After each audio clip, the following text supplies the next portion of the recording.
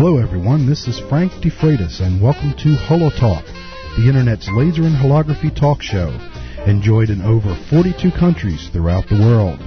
And now, here's this week's show.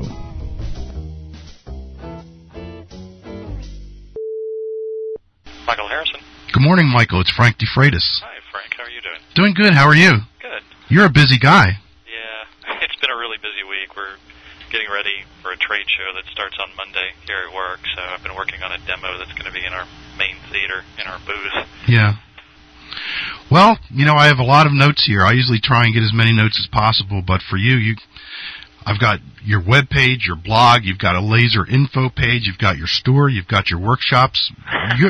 Rarely are there that many people who are involved with that many aspects of holography anymore. Usually somebody makes holograms.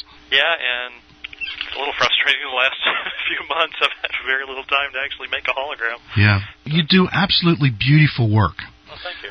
There's a certain look that holograms have when they're done carefully and properly. It's just an overall look to the hologram, this optical quality. And the holograms that I've seen you create in your home studio, the quality rivals that of those that I've seen on display at the Museum of Holography in New York as far as reflection holograms. They've just got that crystal glass quality from the exposure to the processing. You must have everything exactly spot on with what you're doing. Well, it's not perfect, but I do take a lot of care in the way I go about creating the hologram. There are still elements that I look at and say, well, I wish I'd done that better. But oh, absolutely. That's all the time. Over the last several years. Are you ever 100% happy with a hologram? Sometimes. Sometimes. I mean, there are always things that I'd like to try, but usually when it goes off from beginning to end, I'm usually pretty happy with the end result, or I keep working on it. But yeah, there are always things that I'd like to maybe do a little different, not necessarily because it was bad or wrong. I'd like to try something new. Maybe on the creative end. Yeah. Yeah. Let me ask you a question. I saw a while back you did that two-color hologram with the flag and the star and the fireworks. Uh-huh. Is that two separate holograms that are just sandwiched together, or did you actually do that on the single plate with the triethanolamine technique? The latter. And actually, I definitely credit Lon Moore for really showing me what you can do with that sort of thing. And it was only recently that I was able to give that a shot. It's very labor-intensive, but definitely worth it. That's my favorite type of holography to do, is that multiple color work. Yeah, and it's really striking. I'm kind of surprised myself at how striking it is, especially when you've got two wildly diverging colors like a bright red and a bright green. Yeah. It just seems to make both of them pop out more than they do individually. Color. Yeah. I've always liked to teeter-totter on both edges of the spectrum, where I try to get as far into the deep blue and violet as I can before it goes invisible, and also take it to the point where I try and get as far into the deep red and infrared as possible before it goes invisible to the eye, and then have all of those colors present in the hologram. And it's interesting because if you play your cards right, you can get deeper reds than the 633 of the laser. You can. Yeah. I haven't done that on purpose. Yeah. I've done that on accident a few times. And I definitely would like to have the time to just be able to, spend a few days in the lab playing around with different ways of swelling and shrinking just to see what happens. With all that you've done, is this combining this with a full-time career that you have somewhere else, and you do your holography in the evenings and weekends when you have time? Actually, mostly I do the holography early in the morning. Oh, really? My wife, Susan, thinks I'm somewhat insane for getting up at around 4 a.m. Yeah. Well, there's guys that do squats with 300 and some pounds at 4 a.m., so... Yeah, and I think they're crazy. Yeah. So I guess it's all evens out in the end. Yeah, I do have a full-time job. I'm a software developer working in graphics, so it's it's related in the visual sense to holography.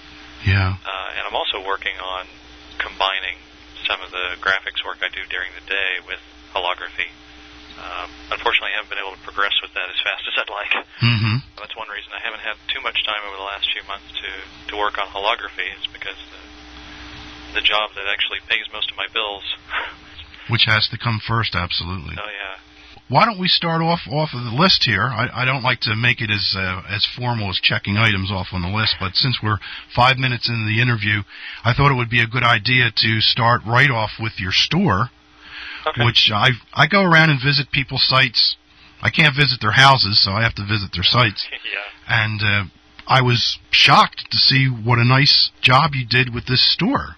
It's beautiful. Well, thank you. I can't take full credit because I am using a open source shopping cart called ZenCart. Yeah. So a lot of the basic layout was taken care of for me, although I have taken great care in taking photographs and putting the basic content in. I don't have very good luck taking photos of holograms, and it's taken a lot of trial and error. Tips from people on the forum, and tips that have been in books and whatnot, and then just trying to work out my own process. Mm-hmm. I found, interestingly enough, the highest priced digital camera you can buy is not always the best one to use when you're taking a photograph of a hologram. I've got one from several years back that's a fairly cheap Kodak. Wasn't too cheap at the time, but you can buy it cheap now, that actually takes better pictures of holograms than the other cameras I have. Isn't that interesting? Yeah. Maybe because the resolution's not so high. The resolution is probably 2 megapixel in the camera. Yeah. That's not one of those early Kodak DC-20s, is it? Yeah. Oh, is it? Do you have one of those? Yeah. I have one of those, too. That was Kodak's first digital, wasn't it? Or one of the very early ones? Not the DC-20. It is one of the DC line. I think the DC-20 was a really old. Yeah, because I think like a pair of binoculars. You could take 4 high-res pictures with it. Yeah. Yeah. I do have one of those. Do you? But that was expensive at the time. It was. Oh my goodness! And you could take 4 high-res, I think, like 8 low-res pictures with it. Yeah. That's crazy. Yeah, I'm using a slightly newer one, but it is one of the DC line. So you offer your own holograms for sale, and I thought this would be the perfect time, as they say, 'tis the season, to put the show up. I imagine most people who are involved with holography are probably already aware that you have the store there, but I imagine maybe there's some listeners who do not know, and they may be looking for a hologram to give as a gift to someone special, and they could go over there and not just get a mass-produced hologram, but a hologram done by a craftsperson that is creating these holograms by hand, one by one. That's true. Each one is made when the order is received. It's very rare that I have extras that I make, just because I don't really like to store them. Mm-hmm. I prefer to make them as somebody requests it. So, yeah, most of these are unique. There will be, slight differences between each hologram because they are, as you say, handmade. I had lunch with Steve Michael last week, and he was talking about the new generation of computer-generated and the computer printers, the 3-color printers, that's coming onto the marketplace where someone can supply just a 3D data file and have the hologram printed out. Yeah, that's very. And he was sort of like lamenting on what's that going to be for the rest of us now. And to me, I told him that my impression of that is that it makes what we do more valuable. Because take a look at furniture. You can run over to a Walmart or a Kmart and buy a cabinet in a box for $99 and come home and put it together with a screwdriver. But what that does is someone who's a craftsperson and a cabinet maker that works with quality woods, that actually boosts their value for what they do and the product that they give to the marketplace. I think that's true, and I think for some people this is a bad thing, but I think overall for the market it's a good thing. Yeah. Because it will expose more people to higher quality holograms at a lower price. Mm-hmm. And at the same time, as you say, people who take more care and produce something that could be considered more of a work of art will benefit more in the long run, because so many people don't really know what a hologram is these days. Still, yeah, I'm starting the winter presentations, and they just don't know. Yeah. I don't want to give names away or anything, but I was on the phone with someone the other night, and making arrangements for an upcoming keynote, and the person had asked me how I will be projecting these images out over top of the audience. Yeah. And it's like, well, we need to get on the same page as far as what this is first. And I still don't understand it after all these years. Well, it's kind of funny because, the holograms were very popular in the 80s to to late 80s, and it sort of petered out early 90s. And from that point on, the only holograms that most people have seen have been Hollywood, movies' interpretation of what a hologram should be, rather than what they really are. And it's a little disappointing because some people have that preconceived notion, and when they see an actual hologram, they're like, well, that's neat, but I can't reach my hand through it. Yes. So I think there's some education still to be done. But again, the technology is advancing, and so perhaps, hopefully in our lifetime, maybe holograms will be more like what the movies portray them to be. Yeah. Although I think what we produce now are beautiful in their own right. Oh, absolutely. I don't think that we necessarily need to strive to meet Hollywood's expectations. You've been involved with holography going back to the 80s, haven't you? Off and on. I can't really claim involvement during that full time period. There was a bit of a gap where I wasn't making any holograms. I remember looking at your first hologram that you had on your website. It's a little castle or something. Yeah, that was the first. Was that a kit or copy something? Was that castle included in a kit or something, or no? No, although I think somebody is doing that now. Yeah. I don't remember who's exactly some doing company. That. Yeah. But no, that was one that I just found at a local shop at the time I was making holograms, and that turned out to be the subject that I used for my first transfer. That was an H2. Made an H1 on the same film size, so many holographers are going, that's not the way you want to do that, but when you're doing it for the first time, whatever works. And it was probably, it was the first really bright H2 I'd ever made, and I still have a few copies of it, and they're just as bright, clean now as they were the day I made them. Isn't that something? Yeah, it really is. What processing regimen are you using for your holograms? I notice most of them are in that same range of green. Is that due to the processing regimen that you're using? It is. Unless I'm looking for a specific look, I tend to choose green, although a lot of it is just, what color I feel like doing at the moment. Yeah. But the green tends to be the brightest, so that tends to be my default. And that is just from TEA swelling. Oh, okay. Good. It's not necessarily any other chemicals or the developer or the bleach. Although some of my early ones, when I say early, my current sort of block of time of making holograms from 2003 on, when I got restarted in it, a lot of the color shifting there was due to the bleach that I was using. But these days, I'm mainly using the JD2 developer. I see. And then I'm using EDTA bleach. Yeah. And I'm actually doing that for both the masters and the copies. I've found that. You have to buy individual chemicals for that EDTA bleach, is that correct? I do, Yeah. but I've started buying the individual chemicals anyway. Yeah. There's a friend of mine who also got back into holography, Andreas Casais, who lives just down the road from me. Okay. So we tend to share chemical buys and whatnot, so it makes purchasing a little bit easier. Yeah, Texas is actually one of the top subscribers to the HoloTalk show. Oh, that's good. Pennsylvania's big because I'm right here. Of course, New York and California, but I think there's maybe 48 or 49 subscribers just in the state of Texas. Wow. Which is less than California, New York, and Pennsylvania, but compared to Mississippi, which I think has 9 or something.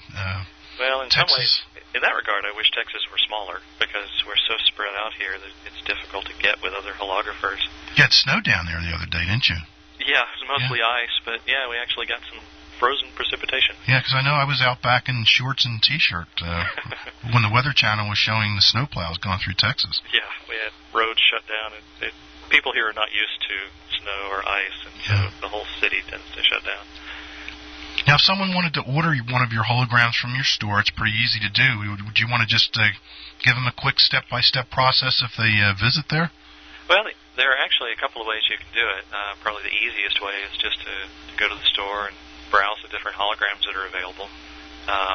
You can either register through the store, like you would many other retailers, eBay and Amazon, although not that large yet. And then you can either pay by PayPal or credit card. I will also do COD orders. Oh, that's interesting. Yeah. The other first two are inconvenient for you for whatever reason. Well, you're pretty much covering all the bases. Yeah, trying to. I can't at the moment take direct credit card, but most people, I think, are okay with PayPal.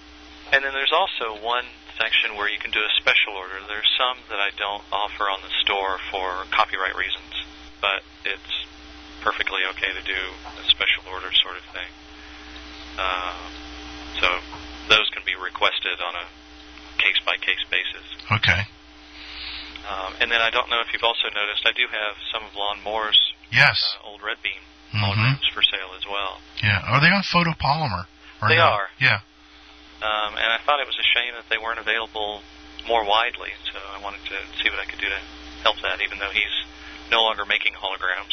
It would be a shame for those to go off the market as well. Yeah, it's beautiful work, too. Photopolymer's nice. Wish we could still get it. I wish we could do something. People working on new versions of it. Hopefully that won't get locked up in the security market as well. Yeah. I just had a box of Ultimate Emulsion and the developer and bleach kit sent, so that's some night soon. I'm going to pop that open and see what I can get out of it. Yeah, that's something else I'd like to try as well. Have you worked with that emulsion yet? I haven't yet. It's one of those that's, I haven't tried it yet, and my experimentation time is somewhat limited these days. Yeah. So I just haven't done it. Unfortunately, it would be really nice if I could just take a month or two off and just spend all day making holograms. Yeah. Do all the experimentation I want to do. And well, Michael, if you think you could go somewhere with what you would get out of taking 2 months off, it might be a good investment. Look at it as an investment of time, and if you think that on the back end, your return on investment be something that would be profitable. It might, and I've been looking at ways to turn this into a full-time business. Yeah. Unfortunately, there seem to be more ways to turn it into a non-profitable business, but I'm still working on it. So we'll see what we can do here. It's a tough field. It is. A lot of it has to do with education, and it's difficult to say that something will be profitable if it hasn't been done before in exactly the way you're looking to do it. So I'm still trying, though. But when you had said that you may be expanding the store to other areas, is that what you had meant back then? I thought that perhaps you had plans of expanding some of your offerings, which I do. In holography is limited. I mean, take something just off the top of my head, cycling or camping. I mean, the catalogs that come out with everything that's involved with cycling or everything that's involved with camping, holography is still pretty limited as far as what could be offered. It is, and I don't want to say too much just because I don't know if it'll be successful, but it is. I can say it's related to some of the new materials that are coming out and the 3D work that I'm doing in my day job. Great. I'm looking forward to see whatever you do. So, and you have workshops as well, right? I do. Tell us about the workshops, something that I've done for years and years and years. Yeah, and I'm still feeling my way somewhat through how those should be run, but I've had a few now. Some local people who've been interested in finding out how to make holograms. And basically I offer those in my home, in my studio, and in an adjacent room where I basically have a classroom-type atmosphere. Yeah. And then I try to spend as much time in the lab as possible, since that's the biggest thing that I can offer people coming in off the street, basically.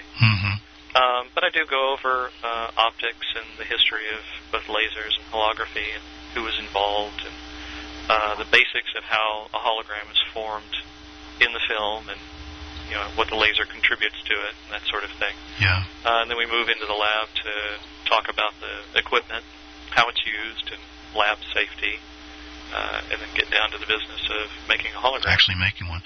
Make a single beam, most likely, I would guess? Yeah. And then for later, if somebody wants to come back and sort of continue the workshop, then we can move on to a transfer, that sort of thing. Yep.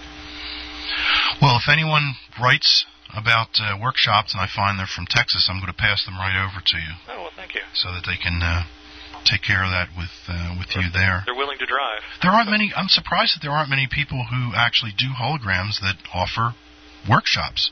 Well, it does take a lot of time, and I find that even though you're trying to schedule things, you really have to tailor it, or at least I feel I have to tailor it to the individual student. Yes, exactly. Yeah. Yeah, and so sometimes it takes a little longer than others, or you never quite know exactly how the workshop is going to go. So there's a little bit of flexibility, and it does take some time to prepare, and then you've got the time for the workshop itself. And so there is a pretty decent investment in time. And I think a lot of the people who are involved in holography, at least that I'm familiar with, are either involved in an academic sense, where it's kind of a day job for them. They go in, they do research, and then they have, quote, real life afterwards. Mm-hmm. And then some people are the tinkerers, and I mean that in a good way, where they want to go in and they want to experiment. Yeah. They want to find out how things work, and they're not really necessarily in it to produce the imagery, although that's, of course, the end result. It's more they're into finding out how the things work at a lower level. Yeah. And then you have the people who are more interested in the final imagery. I think I tend to fall more into that camp. I describe myself as a tool user. Although I'm capable of making tools, I'd much rather use a tool. Mm-hmm. So I much prefer it when things just work, and I can go in and use the tool to create something else. Yes. So that's sort of where I lie in the spectrum, is sort of straddling the tool maker fence, but more on the tool user side. Mm-hmm. What part of Texas is Plano located in? Is it? It's just north of Dallas. Oh, is it? Okay. Yeah, we're actually in Collin County, which is north of Dallas. So technically we're not part of Dallas, although it's usually easier to say we're near Dallas. Yeah. Most people know where that is. Born and raised? Yeah, I was actually born in Houston. Oh, okay. And more or less raised up here. My parents moved up here when I was 8 years old. Okay. And not to say anything bad about Houston, but I'm glad they moved. Oh, okay. It's just too hot and humid down there. Oh, okay. And I thought that when I was 8.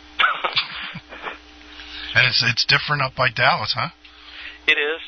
It tends to be a little cooler and somewhat drier, although the summers can be beastly hot no matter where you are in Texas. We tend to average in the 90s. I've always wanted to visit Dealey Plaza. You know, to be honest, I've never even been there. No kidding. Yeah. That's the first place I'd head if I ever had anything to do in Dallas. I'd be over there right away. And I guess that's part of the problem with living here is I want to go other places. Yeah. So I don't get much time to really tour Dallas itself, although there are a lot of different places you can go as a tourist, just somebody traveling through the area if you want to see a few sites like Dealey Plaza. Yeah. I definitely recommend Fort Worth as well. There's several places you can go there. Years ago, I was going to do a stereogram of the Zapruder film, centered around frame 313, and was talking to different groups, on the web. Back then it was Usenet, with the groups and things. Well, I can't tell you the emails and things that I would start to get. It's an interesting topic and an interesting part of history, but there are a lot of nutcases involved with people who follow that. Let me tell you, it was scary. It was scary, and it was like, you know what? I'll move on to something else and maybe revisit this at another time. Yeah, I think I can imagine what that must have been like. Yeah. Just occasionally I'll listen to late night talk radio, and that's where all the nutcases seem to fly. Yeah. So you also have I'm just moving on. I hate to be choppy about things. A laser info page. And this is sort of like, I guess, a daily blog, or maybe not daily, but several times a week, where you post all the information about industry happenings with lasers. Yeah, it's of course, being in holography, it's something I'm interested in, and I thought nobody else is doing this, so I'll try it. And I tend to limit it to information that's specific to either laser use or laser production, and leave the holography sorts of news items to the holography forum. Mm-hmm. But yeah, I try to troll the web as frequently as possible, and find news items that other people haven't reported about yet. Either news that's brand new, or just at least that I find interesting. Yeah. I was on there and I saw that the highest power pulse from a laser was just achieved recently, and I never knew that until I went to your page. Yeah, and it's not something a lot of people would necessarily go out and wonder about. Yeah. And then there's also like the laser line scanning that NOAA has been doing for underwater reefs, and it seems like a simple thing these days because, you know, you see laser scanners in every grocery store and that sort of thing, but now they're able to actually take a scanner like that and survey a reef and figure out exactly what's living there without wondering. So they're able to track the health of our planet using lasers. So I think finally, not necessarily this year, but in the last several years, the laser has gone from a solution in search of a problem to a solution solving a plethora of problems. Yeah. It's really nice to see. Yeah, our reefs are actually undergoing quite a bit of change, and it's very concerning to everyone. And they're able to track it more accurately now, so it won't be, well, there's an error rate of, you know, whatever high percentage there used to be. Now they can actually say, you know, this is the number of animals that were living here last year, and this is how many are living there this year. Yeah. They can either say, well, it's improving or it's not. Mm-hmm. Yeah, and it's very much holographic in a sense that you can't have something happen to one life form without having it affect all the other life forms. Very much like a hologram. That's true. You know, and like waves moving out from the exactly. Your involvement with the Holography Forum, Colin's Holography Forum, I would almost consider you like a co-founder, I guess, in a sense. You've been there since day one and have done so much work. Maybe you'd like to tell folks a little bit about that, but I can't imagine that many people not even knowing about it. Boy, I would hope not. I can't imagine that if you're interested in holography, you haven't heard about it. Yeah, Colin started that forum, I think it was early 2003, might have been late 2002. And I happened upon the original forum that Christmas, thanks to my wife Susan, and actually you, when she bought me your laser kit. Okay. I got back into holography. Thought, well, okay, I'll check the internet and see if there's a resource out there. And there was a gold mine of information with the beginnings of the holography forum. Got deeply involved. Colin is a great help to everybody I know of. He's wonderful to talk to, and it's great that he's kept the forum going. But it's also been wonderful to help as much as I can. There are a lot of great people on the forum. I wish there were more people participating. This is something you'll hear on the forum kind of frequently. That happens with all forums. It does. There tends to be more lurkers than there are actual participants. So there's a forum that I belong to where there's over 100,000 members of the forum, and depending on what thread you go on and what section you go on, it really is just a handful of people that you see posting all the time. Yeah, you tend to see the same faces. Where's the other 99,000 people? Yeah. And you'll go on and it'll say that there's 100 people online or something. Oh, there's thousands sometimes in this one particular forum that I follow, and same people posting though. So that's the way it happens though. They're all there. You know, everyone's coming and visiting, but it would be good to participate. But yeah, and some people prefer to watch, either because they feel they don't have anything to contribute, or there are other people. It's like my own participation over the last couple of months probably hasn't been as active as in previous months. And it's partly because other people are sort of filling the gaps. And I think there are enough people on the forum that if somebody doesn't answer a question within a few hours, then probably nobody has a convenient answer. So it's really easy to keep the discussions going. Lately, it's been frequently about red-sensitive DCG. That seems to be what's exciting a lot of people on the forum these days. I just spoke to Dave Batten early this morning to do a show. He'll be on. Your show's going to go up first, so we have enough time during the December holiday season for you, and then probably mid-December, Dave's going to come on and talk about his DCG work. Oh, great. Yeah, so I finished up with him this morning. Yeah, that's another area that, I mean, there's so many things that you can do with holography, whether you're focusing on a particular photosensitive medium, or you're looking at different lasers, or you're whatever you are interested in. You could keep yourself busy 24 hours a day playing with different areas of holography. It's definitely interesting to look at what people are doing on the forum. That feeling. Well, Michael, is there anything that you'd like to add to the interview that we didn't talk about I imagine in the future I'll definitely have you on again, but if there's anything this time around, and anything for folks in the future, because next summer, next fall, 2 years from now, 3 years from now, someone may be listening to this. Well, I guess two things maybe. One is if you haven't visited the forum lately, go and check it out. There's a lot of great resources there, and even if you're new to holography and don't feel like you, have gotten enough experience to contribute, you can contribute just by asking questions or posting information that you know that maybe isn't already there. The other thing is, one thing I think to watch for the near future, probably the next year or two, is the full-color holography that's coming out. As you mentioned earlier, the holoprinters. I think those are probably going to take at least the advertising world by storm, and I think more people will be exposed to what holography is capable of. So I think more and more people will start asking, so what else can they do? And I think that's a good opportunity for all the holographers in the world to stand up and say, well, I'll tell you.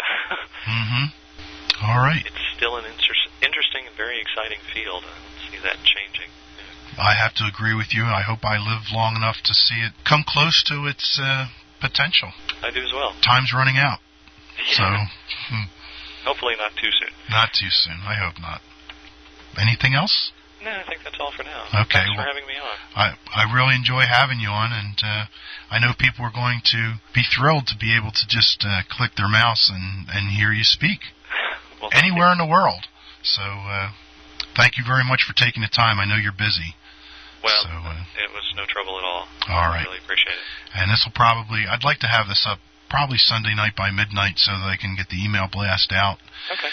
I'm a little hesitant to send email blasts out over the weekends right now because someone may get a notice on a Saturday morning, and by the time these busy weekends are over, they've forgotten, to listen on Monday when they would have time or whatever. So sort of a normal start to the week. Yeah, get it to them, and then maybe sometime. I know a lot of people listen to this during work too, because I've been told that. So sometimes it's easier during work. Yeah.